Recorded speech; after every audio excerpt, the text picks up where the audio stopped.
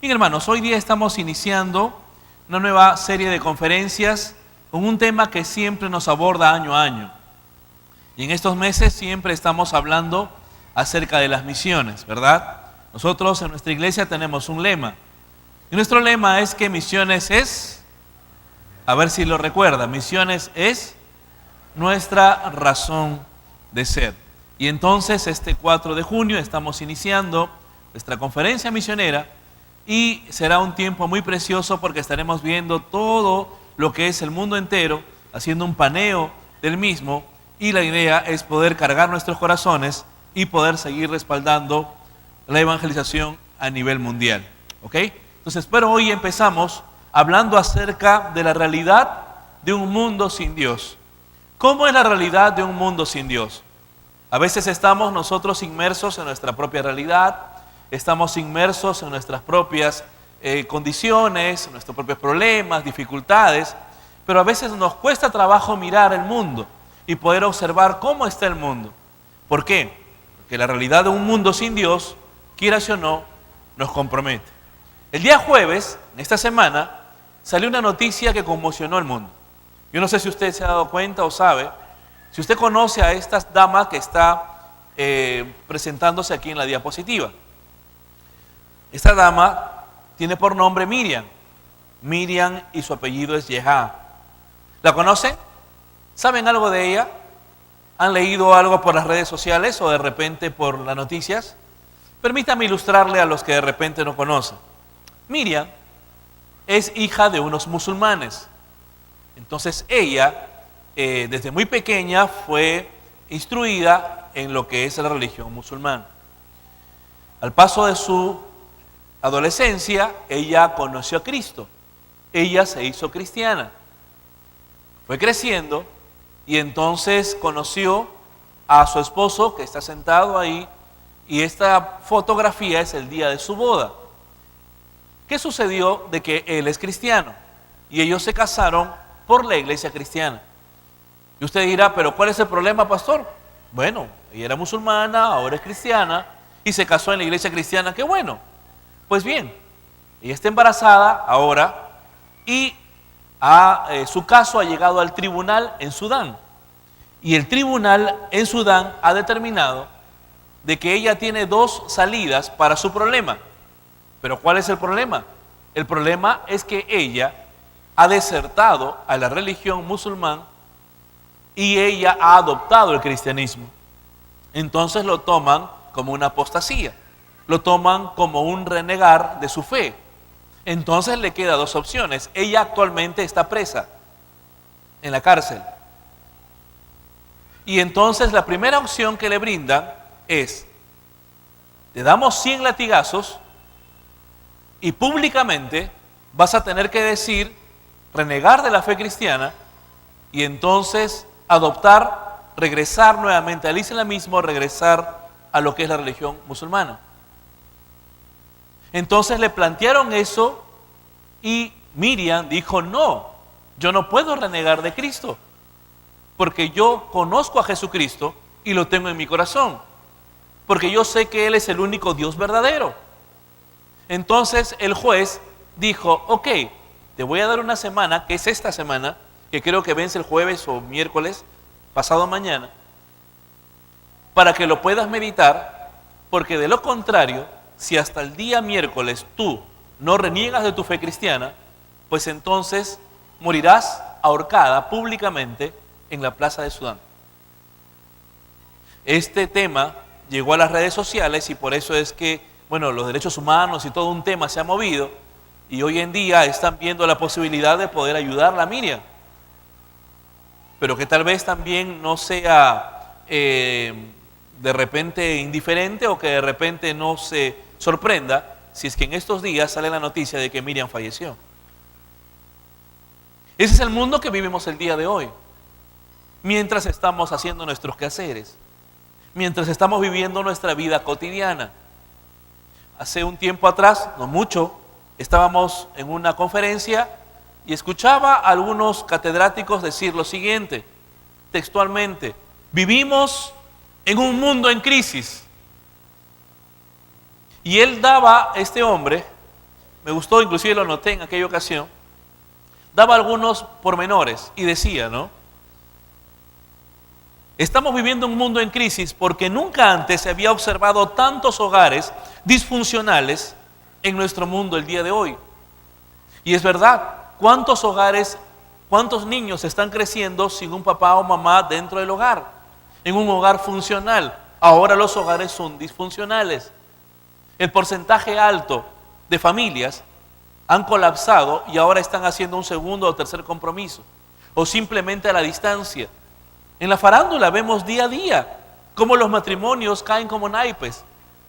Y van cambiando y van cambiando. Esa es la realidad. Y los niños van creciendo y los niños van desorientados. ¿Qué nos esperará la próxima generación? Nunca antes, decía este hombre, la inmoralidad había tocado tantas esferas de nuestra sociedad. Nunca antes se había presentado tantas enfermedades y síndromes de orden psicológico como lo existe el día de hoy. El día viernes estábamos reunidos con un grupo de educadores y ellos mismos nos decían, pastor, necesitamos capacitarnos porque ahora hay síndromes, ahora hay tantas enfermedades que nosotros ni conocíamos. Los que conocen de psicología, si yo les digo DSM-3, 4, 5, DSM-6, van a entender lo que estoy diciendo, porque tiene que ver con justamente los conceptos de diagnósticos en cuanto a lo que tiene que ver enfermedades o diagnósticos de orden psicológico, que van subiendo y que se van de alguna manera añadiendo día a día. ¿Por qué? Porque mucha gente no está solucionando sus problemas y al no solucionar sus problemas se degenera y lamentablemente desemboca a problemas de orden conductual. No solamente eso, nunca antes se había exigido legalmente los derechos de orden homosexual como se plantea el día de hoy. El otro día estábamos viendo en un canal de televisión y una de las autoridades en cuanto a lo que es la unión civil salía y decía, ¿por qué no pensar en los derechos en las personas homosexuales? ¿Por qué no casarse entre ellos? Y es más, dijo, ¿por qué no pensar en un mundo homosexual? ¿Por qué no pensar en poder criar hijos para poder formarlos bajo ese concepto homosexual? ¿Se dan cuenta? Hay países el día de hoy que efectivamente ya aceptan el matrimonio homosexual. Y podríamos seguir avanzando de este mundo, de cómo se encuentra el día de hoy. El libro de Romanos habla de esta verdad. Honestamente no es novedoso, porque el apóstol Pablo hablaba ya de este tema. En el capítulo 1, el verso 18, él habló de un panorama del mundo. Y tal vez todo esto que vamos a escuchar en esta mañana, hermanos, nos va a poder dar un entendimiento mayor del por qué Pablo era como era. ¿Por qué Pablo era tan vehemente en la predicación del Evangelio? ¿Por qué el apóstol Pablo llegó a decir, ay de mí si no predico el Evangelio? Inclusive. Porque nos va a dar un panorama, nos va a dar un programa de 4 aspectos de cómo es el mundo de hoy, de cómo es el mundo sin Dios. El verso 18 va a iniciar diciendo lo siguiente, porque la ira de Dios es revelada desde el cielo contra toda impiedad e injusticia de los hombres que detienen la injusticia, con injusticia, la verdad. ¿De qué nos está hablando el texto bíblico? El texto cuando habla acerca de impiedad, habla de la palabra desobediencia, hermanos. Habla, miren ustedes el verso 21 conmigo, porque habiendo conocido a Dios, no lo glorificaron como a Dios, ni le dieron gracias. ¿De qué está hablando el texto? Tanto el verso 18 y el verso 21. Está hablando de la realidad del hombre que conoce a Dios, de que sabe de Dios, de que Dios se reveló a él, pero que lamentablemente le dio las espaldas. Ni mucho menos le agradeció por el hecho de ser Dios.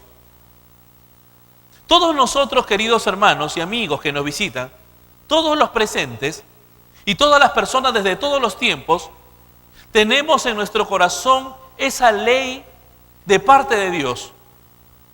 Muchos me dirán, pero pastor, ¿cómo era en la antigüedad? En la antigüedad era de la misma manera. Si no, ¿cómo se explica usted cómo nuestros antepasados, los incas, tenían lecciones y mandamientos que iban en compatibilidad con la palabra de Dios? Amaqueya, Amasuya, ¿recuerdan ustedes? ¿Se acuerdan o no? ¿Qué historia era? Matemática, no era matemática, era historia universitaria del Perú, ¿no es cierto? Amaqueya, Amasuya. ¿Qué significaba? No seas ladrón, no seas perezoso, ¿no? Y entonces, hermanos, son textos o son principios, conceptos bíblicos que han regido desde todos los tiempos, porque Dios reveló su palabra, reveló en el corazón del hombre su gracia, para que el hombre pueda, en este caso, obedecerla, para que le vaya bien, para que las cosas puedan marchar conforme a su voluntad.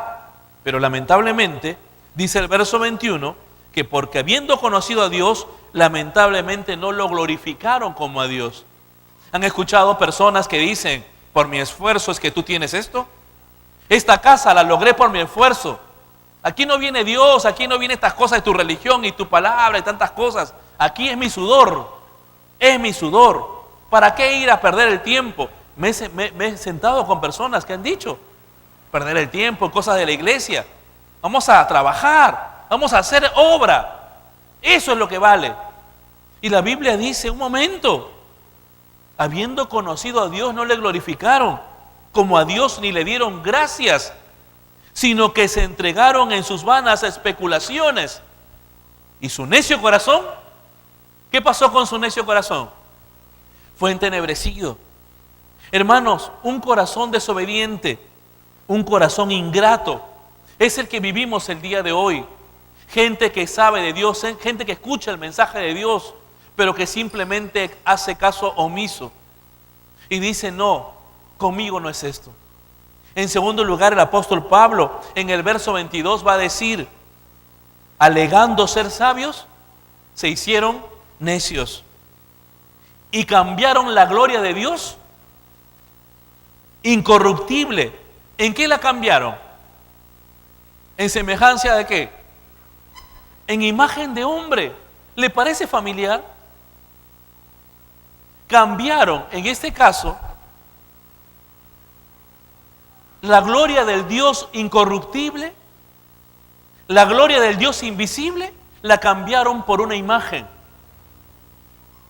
corruptible, que tienen que estar cuidándole, que tienen que estar protegiéndola, que no se caiga o que de repente no se deteriore con el tiempo. Y dice la Biblia que no solamente eso, sino que aún se degradó más, haciendo imágenes de aves, de cuadrúpedos y de reptiles. Y es por eso que Dios los entregó en la concupiscencia de sus corazones, en la inmundicia, e inclusive deshonrándose uno a otro. Hermanos, la vanidad y la arrogancia ha llevado a la humanidad a dar respuesta a aquello que era evidente, que por la dureza del corazón finalmente no quisieron reconocer. Y hoy en día existen multitud de religiones y que cada una de ellas pone una imagen o pone un concepto para poder ser adorable, para poder ser de alguna manera venerado. Pero la Biblia dice, no es así. Vivimos en un mundo religioso. Vivimos en un mundo donde simplemente el tema es acudir a una iglesia o acudir de repente a tener una religión, y eso es más que suficiente. A través de esto tendré la salvación. A través de las obras tendré la salvación. A través de repente estos rituales tendré la salvación. Y la Biblia dice, no, eso es parte de alguna manera de la necedad del ser humano, de ese intento de buscar a Dios sin poder preguntarle a Él exactamente cuál es el camino. Y el Señor Jesús lo dijo, yo soy el camino, yo soy la verdad, yo soy la vida. No se trata de un tema religioso, no se trata de un tema de imágenes. El que les habla, hermanos, tiene autoridad para hablarlo. Estudié toda mi infancia hasta primero de secundaria. De ahí usted sabe toda mi historia, ¿no es cierto? Ya no le voy a contar más. he prometido ya no contar más mi historia, porque me da roche pues también, ¿no? Pero toda mi inicial y mi primaria lo pasé en la primera cuadra de la Avenida Brasil. ¿Conoce la Avenida Brasil? Primera cuadra, hay un colegio, Colegio Salesiano. Ahí estudié. Y entonces conozco muy bien de cerca. Mi padre fue cargador del Señor de los Milagros 30 años. ¿Se imagina usted? Era una autoridad allí en la hermandad. Y nos llevaba a nosotros. Y una de las cosas que yo luego aprendí cuando fui creciendo es de que hasta qué punto la religión estaba transformando mi vida y cambiándola. Pero me daba cuenta que no era así. De que la religión no cambiaba mi corazón. Porque yo lo que tenía que hacer era acercarme al Dios verdadero. Aquel que es espíritu y verdad. Aquel que quiere iluminar tu corazón y no necesariamente el poder tenerlo en una efigie o tenerla de repente a través de un color que te identifique. Sino es aquel que quiere darte vida y vida abundancia al corazón. Hermanos, vivimos lamentablemente en un mundo lleno de religiones e intentos del hombre de acercarse a Dios. Escuchamos hace unos minutos el mundo musulmán que invade el mundo con sus faltas enseñanzas. ¿Sabe usted cómo los musulmanes quieren alcanzar a dominar el mundo? ¿Quiere usted saber? ¿Cuántos de ustedes tienen, miren, cuántos de ustedes tienen menos de 25 años de edad? Levanten la mano los que tienen menos de 25 años de edad. Ya. A ustedes que he levantado la mano, escuchen, le voy a hacer una pregunta. Miren, todos los que tienen menos de 25, algunos que han levantado pero tienen cara de más, ¿ya? Pero bueno, vamos a aceptar. Ustedes que levantaron la mano y que tienen menos de 25, ¿a cuántos de ustedes les gustaría tener 5 hijos? Levanten la mano. Ok, ¿a cuántos de ustedes les gustaría tener 4 hijos? ¿A cuántos de ustedes les gustaría tener 3 hijos? Ya bueno, nada. ¿A cuántos de ustedes les gustaría tener 2 hijos? Ya. 1, 2, 3. ¿A cuántos les gustaría tener un hijo? 1, 2, 3, 4. ¿Y a cuántos les gustaría no tener hijos y ser soltero y hacer lo que quiere? Pues bien, ¿se dan cuenta ustedes? En cambio, si estuviéramos en un auditorio musulmán, fuera todo lo contrario. Ellos dijeran, no, yo quiero tener hijos, porque es la forma como ellos están avanzando en el mundo. Toda Europa, hermanos, está plagado de musulmanes. ¿Por qué? Porque obviamente, si esto sucede en el Perú, en nuestra realidad latinoamericana, esto ya pasó en Europa hace mucho tiempo. Los chicos ya no quieren tener hijos, no quieren darse el tiempo para poder criar. ¿Cuántos de ustedes tienen 8 hijos?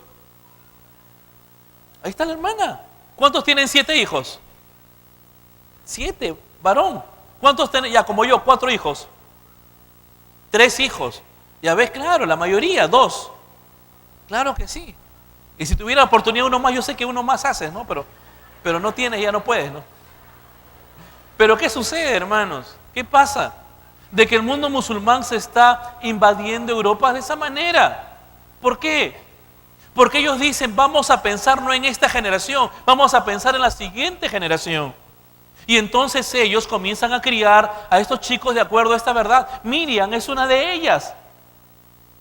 Miriam dice, pero yo nunca pedí ser musulmana. Mis padres lo son, pero yo nunca lo fui. Pero no, basta que tú tengas un padre musulmán y te hayan adiestrado en ese mundo musulmán, es más que suficiente.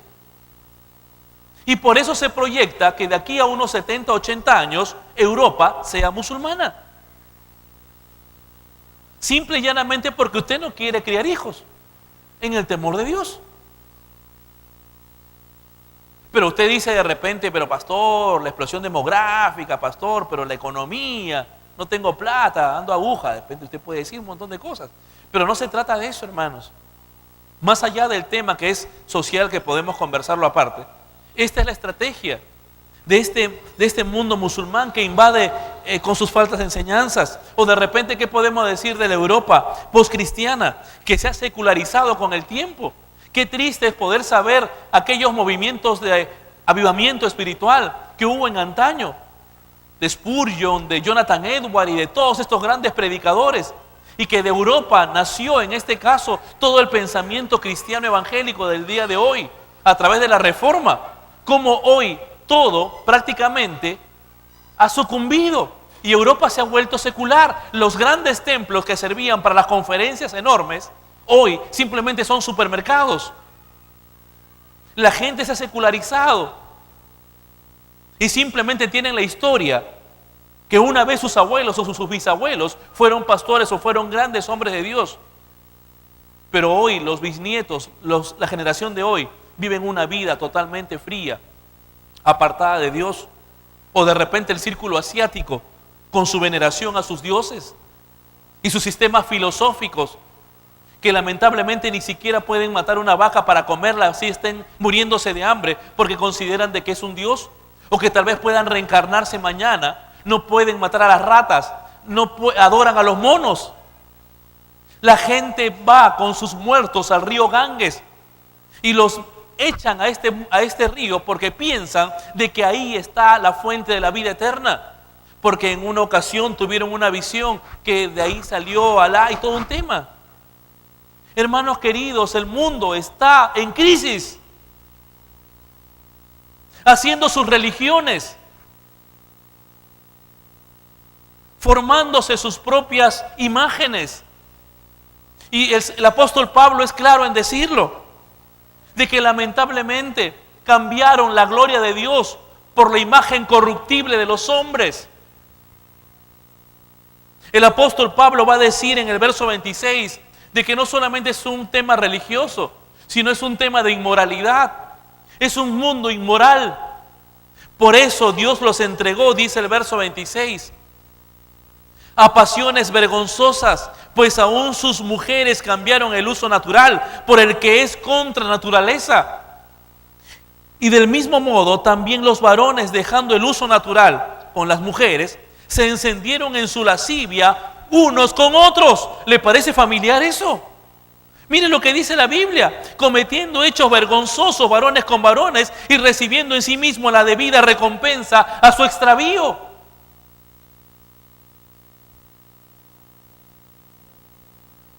Hemos escuchado mucho acerca del tema en las últimas semanas, con el tema de la unión civil. Y no podemos, hermanos, por más que venga una persona y diga, son mis derechos y todo lo que usted quiera, no podemos aceptar, porque la Biblia lo condena. Es antibíblico, demoníaco, infernal. La Escritura lo dice con claridad. Dios los entregó a pasiones vergonzosas por su necio corazón y cambiaron el uso natural por el que es contra naturaleza, va a decir, porque hay una naturaleza que Dios ha establecido, el hombre y la mujer, y bajo ese concepto creó la familia. Por eso no puede haber una familia con dos personas del mismo sexo, es imposible. Sin embargo, hoy, en el nombre de la Open Mind, de la mente abierta, dejemos de lado la Biblia, dejemos de lado la Escritura y conversemos y dialoguemos alturadamente. Pero la Biblia dice, no, la Biblia déjala a un lado, ¿para qué? Es arcaica. Y entonces están como están. Un mundo lleno de inmoralidad. Escuchaba a una mujer que decía, ¿por qué no pensar en un mundo homosexual? ¿Por qué no pensar en criar hijos para que sean homosexuales en el futuro? ¿Se dan cuenta de lo que está hablando? Y luego tenemos que hacer campañas pro valores. Y luego tenemos que haber ONGs donde se levantan y dicen, vamos a levantar una campaña contra la ética y los valores, porque la gente cada día está peor. Efectivamente, por su lejanía de Dios. Inmoralidad de orden sexual, inmoralidad en la justicia, inmoralidad en el hogar. ¿Y sabe qué? Inmoralidad también en nuestro mundo interior. Porque a veces también llevamos una doble vida. Y esta inmoralidad se anida al corazón y muchas veces se expresa cuando supuestamente no hay nadie a nuestro alrededor. Un pensador dijo: al haber arrojado a Dios de sus vidas, quedan tan a la deriva como un navegante que en un acto de necedad arroja al mar su brújula, perdiendo así el rumbo correcto. De allí en más puede ocurrirle cualquier desgracia. Pero no porque la brújula hubiera dejado de funcionar, sino porque el hombre arrojó lejos de su alcance, desde donde ya no puede ser útil para poder orientarle.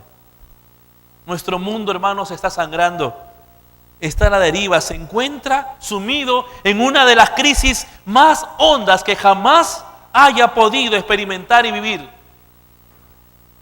Por eso el mismo apóstol Pablo va a decir en el verso 28 de que es un mundo de necedad. Y como no quisieron reconocer a Dios, es interesante lo que dice la Biblia, hermanos, tan clara y específica. Como no quisieron reconocer a Dios, entonces Dios los entregó a una mente reprobada.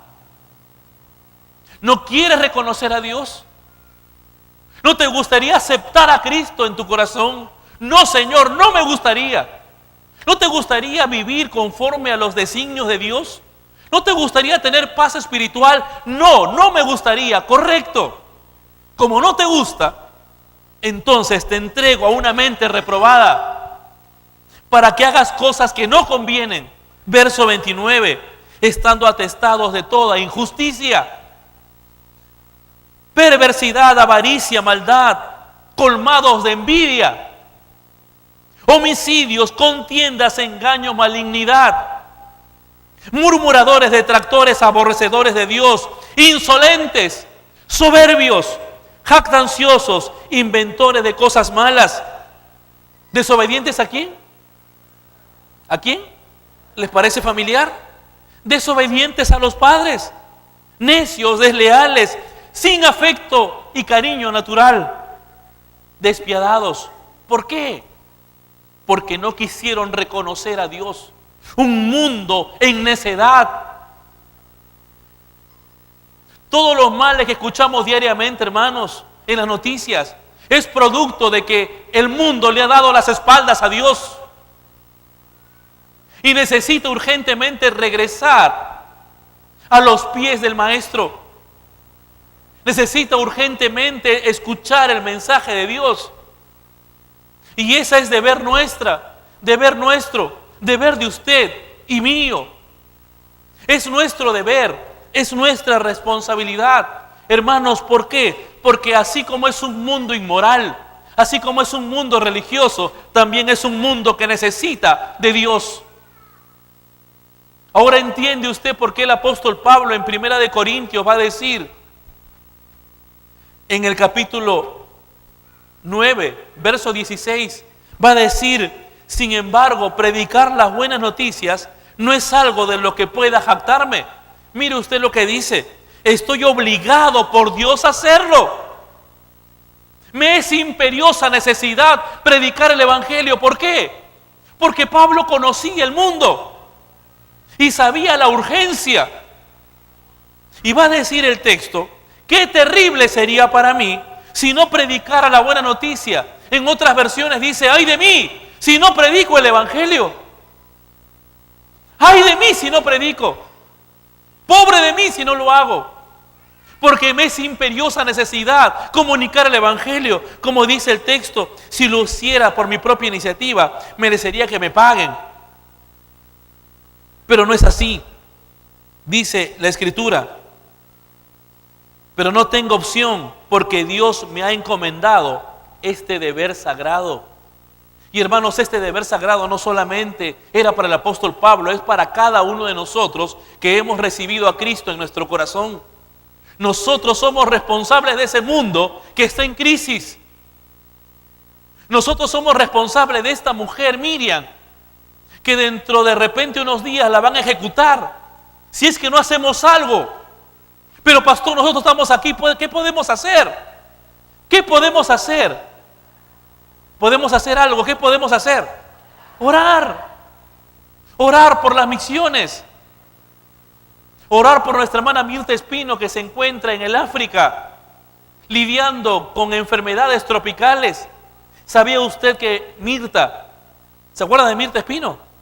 Nuestra hermana llegó al África una vez más y a los meses se enfermó otra vez.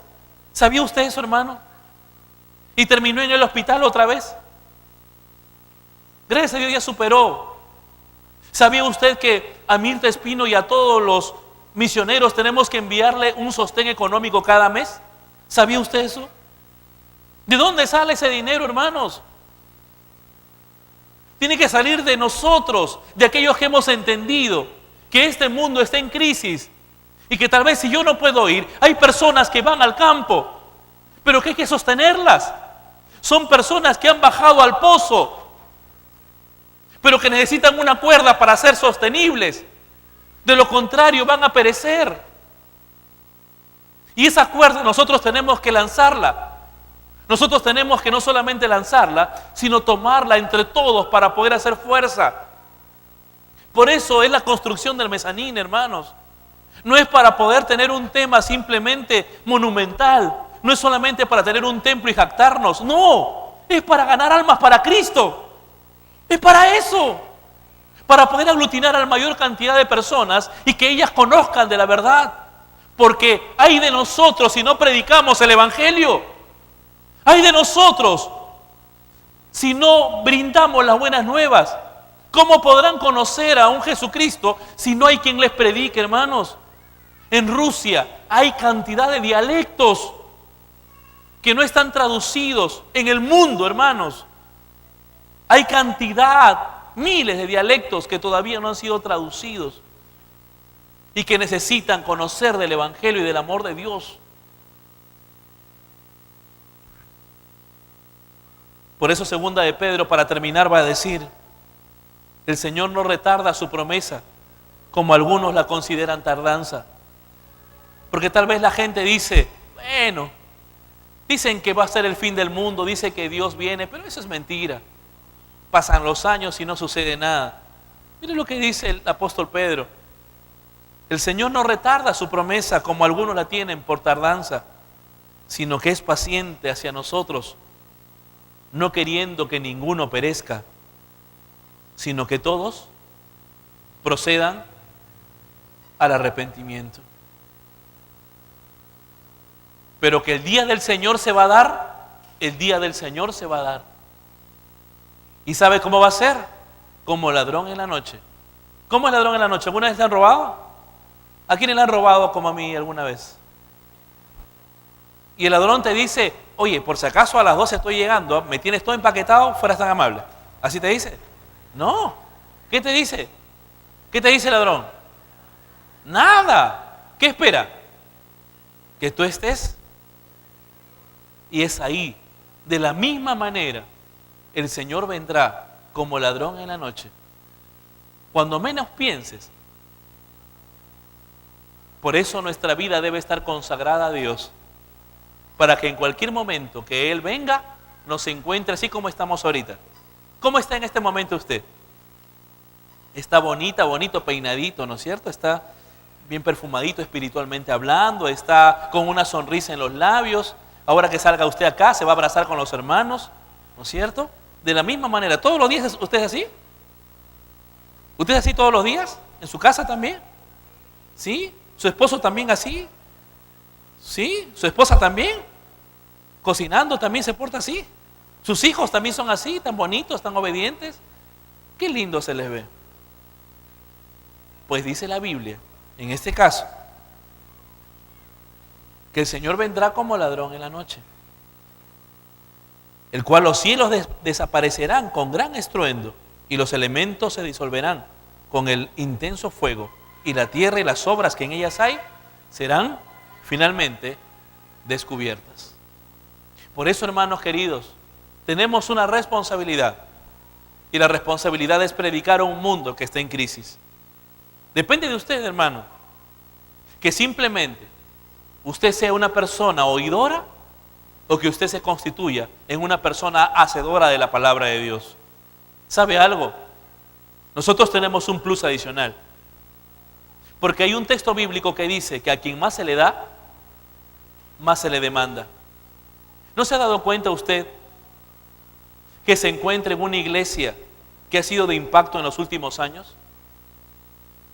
¿No se ha dado cuenta usted de que este lugar, cuando recién se adquirió hace casi 30 años, no era como está ahora? ¿Quién iba a pensar que este lugar se iba a volver un emporio comercial?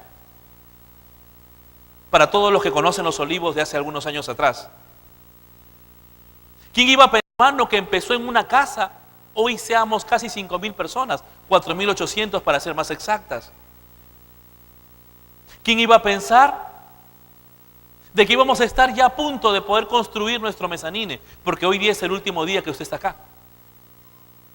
La próxima vez que venga a este lugar será cuando ya tengamos el templo con mezanine. Y si Dios quiere, con estos y también este equipo de audio, ojalá Dios lo permita también. ¿No será que Dios a quien más le da, más le demanda? ¿No será que Dios querrá algo más con nosotros? ¿No será que Dios quiere que usted sea una herramienta eficaz en sus manos? ¿No será que Dios quiere que esta iglesia en Los Olivos pueda ser de bendición para todas las naciones? ¿No será que desde aquí saldrán misioneros a bendecir los lugares donde acabo de mencionar? ¿No será que nosotros somos llamados por Dios, hermanos, para ser ejemplo en esta sociedad? Sí lo somos. A quien más se le da, más se le demanda. Por eso, hermanos, entendamos algo. Misiones es nuestra razón de ser. Misiones, hermano, empieza en el corazón, entendiendo la necesidad de la gente. Empieza con tu hogar, con tu familia. Empieza en tu vecindario, empieza en la labor donde tú trabajas, donde estudias, donde te mueves diariamente. Ahí se inician las misiones.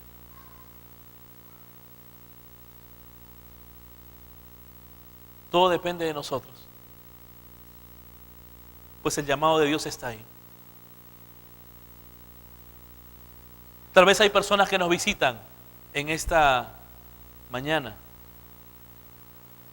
Has venido por primera o segunda vez y has escuchado de un mundo lejos de Dios. Y quiero decirte que es la cruda realidad. Y tal vez tú me puedes decir, pastor, es verdad, porque muchas de las cosas de este mundo yo las estoy experimentando. Como muchos de nosotros un día la experimentamos. Pero quiero decirte que hace más de 2000 años vino alguien para poder rescatarnos de esa esclavitud del pecado,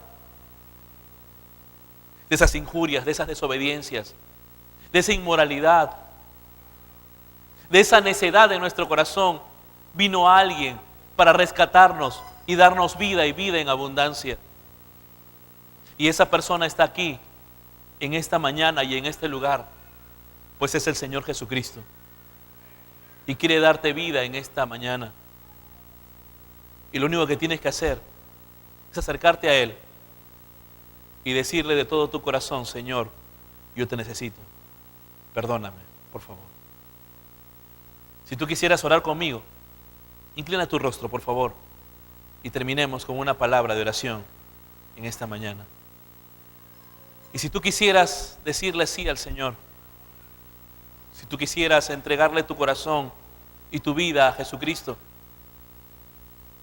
si tú quisieras que su sangre derramada en la cruz limpie tus pecados, tu mente y tu corazón, y que Él te enseñe a experimentar el amor que nunca antes has experimentado, repite conmigo, por favor, esta oración y dile así al Señor. Bendito Padre Celestial, tú conoces mi vida, Señor, mejor que nadie. Ante ti estoy descubierto, estoy descubierta. Sabes de mis frustraciones y de mis traumas. Sabes de mis tristezas y de mis alegrías, de mis pecados. Sabes bien que no tengo paz en el corazón. Yo te pido en esta mañana me perdones por haber vivido lejos de ti, Señor. Y te suplico, por favor, que me des una oportunidad si fueras tan amable. Que entres a mi corazón y hagas de mí una nueva persona. Que me tomes fuerte de mi mano, Señor. Y que a partir de hoy pueda yo aprender a amarte como nunca antes lo había hecho. A servirte como nunca antes lo había hecho. A serte fiel como nunca antes lo había hecho. Señor, te necesito. Ayúdame, por favor. Si usted oró conmigo y ha repetido estas palabras, yo quisiera suplicarle un favor. Si fuera tan amable de levantar su mano en señal que efectivamente oró conmigo. ¿Oraste conmigo? Por favor, levanta tu mano alto. Dios te bendiga. Dios le bendiga también, amigo. Allá atrás, que Dios te bendiga. Dios le bendiga, señorita, a ustedes también. ¿Alguien más oró conmigo? Allá atrás, que el Señor le bendiga. A usted también, señorita, Dios le bendiga. ¿Alguien más oró conmigo? Dios le bendiga también a usted. También a usted, Dios le bendiga a usted también. ¿Alguien más le dijo así a Dios? Dios le bendiga, amigo. Señorita, Dios le bendiga también. Hija, Dios te bendiga. Amigo, Dios te bendiga. ¿Alguien más oró conmigo? Dios le bendiga. Que Dios te bendiga, hija. ¿Alguien más le dijo así al Señor? Que Dios te bendiga también allá atrás. Yo quiero pedirte un favor, pedirles un favor a todos ustedes que han levantado su mano. Si fueran tan amables, póngase de pie, en silencio, ahí en su asiento. Por favor, póngase de pie, un momentito nada más. Muchas gracias. Muchísimas gracias. Póngase de pie y ahí manténgase de pie un ratito, ¿sí? Ahí atrás también, por favor. Ahí atrás, usted que oró conmigo y levantó su mano. Si fuera tan amable, póngase de pie. Amigo, usted dirá de repente, ¿para qué, pastor? ¿Qué va a pasar? No va a pasar nada extraño. Lo único que quisiéramos es con todo el corazón orar por usted y pedirle a Dios por usted, por su familia, para que el Señor repose en su corazón, para que Dios bendiga su hogar y usted pueda regresar a casa con esa certidumbre de haber sido escuchado de repente y de haber buscado a Dios con todo el corazón.